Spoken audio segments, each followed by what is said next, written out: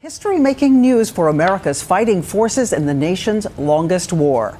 Right now, there are 32,800 troops still on the ground facing danger in Afghanistan. But today, President Obama told them when they're coming home. Over the past 12 years, 2,184 American soldiers died in Afghanistan, but the families of those still serving are counting the days until it is over. And ABC's Martha Raddatz, who has reported from the region more than 20 times, tells us it is now clear for most of those troops it's going to happen even faster than we thought.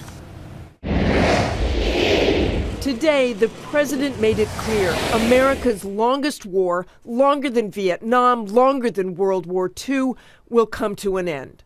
The bottom line is, it's time to turn the page on more than a decade in which so much of our foreign policy was focused on the wars in Afghanistan and Iraq.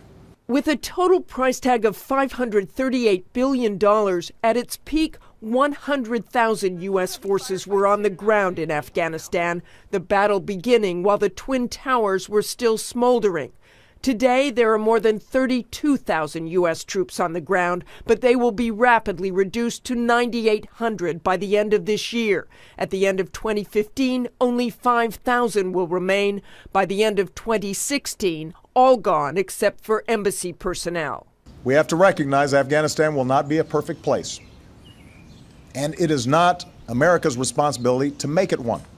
For thousands of military families, their loved ones never came home. For others, this news means more homecomings. Moments like this, just last week, Navy mechanic Vince Comstock, daughter sharing a family's joy.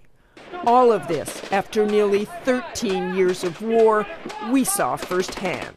Do you think about the mission in its entirety? I just try to make it back alive. That's pretty much it. In the end, the war would weaken al-Qaeda, scattering them, but not destroying the terror group completely.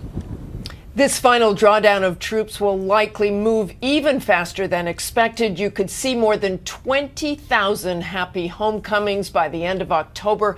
And those troops who remain will only be involved in training and counterterrorism operations. Diane? And the news about the troops coming from Martha Raddatz tonight. Thank you, Martha.